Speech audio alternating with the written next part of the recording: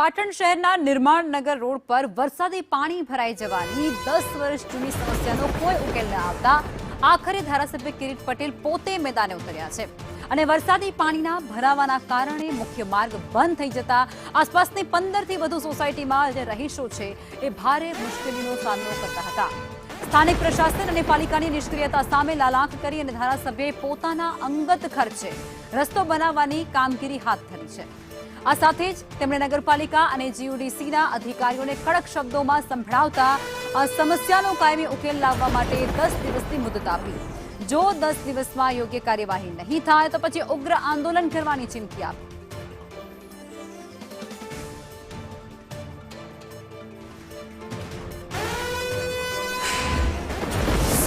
નિર્મલનગર society અને આજુબાજુના રહીશોની જે ફરિયાદ હતી, સૌથી પહેલા તો આ વિસ્તારના રહીશો અને બહેનોને અભિનંદન આપીશ કે એમને પોતાના અધિકાર પોતાના હક માટે જે રજૂઆતો કરી, મેં મીડિયાના માધ્યમથી આ વાત જોઈ, પરંતુ દુઃખની વાત એ છે કે જ્યારે બહેનો રજૂઆત કરવા માટે ગઈ ત્યારે ચીફ ઓફિસરનું વર્તન, હસવાનું, એમને કોઈ જવાબ નહીં આપવાના, એમને સાંભળવાના નહીં।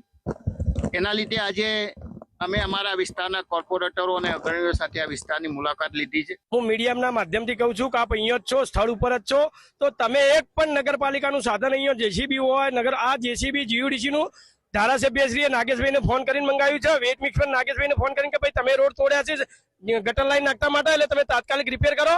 એના માટે થઈને નાગેશભાઈને ફોન કરવાથી જીયુડીસી અને રોહિતભાઈ જે એના મેન સાહેબ છે એમને પણ સાહેબે મારા ફોનમાંથી ફોન કર્યો છે અને સાહેબ 10 વાગ્યાના અહીંયા ખડા પગે ઉભા છે અને એમને પોતાનું પ્રાઇવેટ પાવતી તમે જોઈ શકો છો કે આ પાવતીથી એમને આખું જે ચોડિયાનું ટર્બો આવે એ ટર્બો મંગાવ્યા, બીજા 2 ટર્બા આજે મંગાવી રહ્યા છે। આ સમસ્યા નિર્મળનગરની જે સ્થાનિકોની રજૂઆત અમારા ધ્યાનમાં આવી એ પછી પરમ દિવસે આ વસ્તુનું અમે નિરાકરણ માટે એન્જિનિયરને બોલાવીને આ વિષય પતાવવા માટે રોડનો અમે કરી દીધું હતું, પરંતુ કાલે અતિ ભારે વરસાદના લીધે 3 વાગે આવી ના શક્યા। આજે નગરપાલિકાના ટ્રેક્ટર, નગરપાલિકાની રેતી, નગરપાલિકાનું જીયુડીસીનું આપણે જેસીબી એ બધી સામગ્રી આવી ગઈ છે અને સાથે અમારા પાટણના ધારાસભ્ય શ્રી કિરીટભાઈ પટેલ સાહેબ પણ આવ્યા છે અને એ પણ એમની રીતે રેત લાયા છે, એમનો પણ આભાર છે। પણ આમાં નગરપાલિકાના તમામ રેત લાયા છે અને તમામ એના કર્મચારીઓ પણ અત્યારે હાજર છે। મારું નામ રજનીકાંત છે।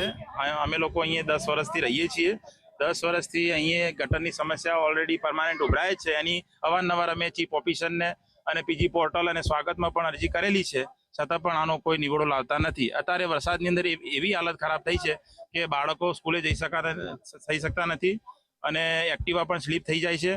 તો અમે કાલે નગરપાલિકામાં ધરણા પ્રદર્શન કર્યું હતું કે આ રોડ અમને વૈકલ્પિક સુવિધા કરી આપો અને પરમાનન્ટ થતી હોય તો પરમાનન્ટ કરી આપો। જેડીસીની જે સમ બનાવવામાં આવી છે, સમ પણ અત્યાર સુધી લગભગ 7 મહિના થઈ ગયા સમનું કામ પૂરું થાય, સમ અત્યાર સુધી ચાલુ કર્યું નથી। પાટણ શહેરમાં ગઈકાલે 3 ઇંચ જેટલો વરસાદ વરસ્યો હતો। વરસાદ વરસવાના કારણે જે પાટણ શહેરના નીચાણવાળા વિસ્તારમાં પાણી ભરાયા હતા તેને લઈને કેમેરામેન કે દ્રશ્યો બતાવ્યા। કેમેરામેન દ્રશ્યો બતાવે છે પાટણ શહેરના વોર્ડ નંબર 11 માં તેના દ્રશ્યો છે, જે વોર્ડ નંબર 11 માં દર વર્ષની જે આ વર્ષે પણ પાણી ભરાવાની સમસ્યા યથાવત રહેવા પામી છે, તેને લઈને અહીંયાથી જે માર્ગ પર 15 થી વધારે સોસાયટીઓ આવે છે, 15 થી વધારે સોસાયટીના માર્ગ લોકો અહીંથી માર્ગ પર પસાર થાય છે, પરંતુ માર્ગમાં પાછળ થવા થાય છે, પરંતુ જે માર્ગ ઉપર કાદવ કીચડ અને તમામ પાણીમાં ગરકાવ થવાના કારણે અહીંના લોકો ભારે હાલાકીનો સામનો કરી રહ્યા છે।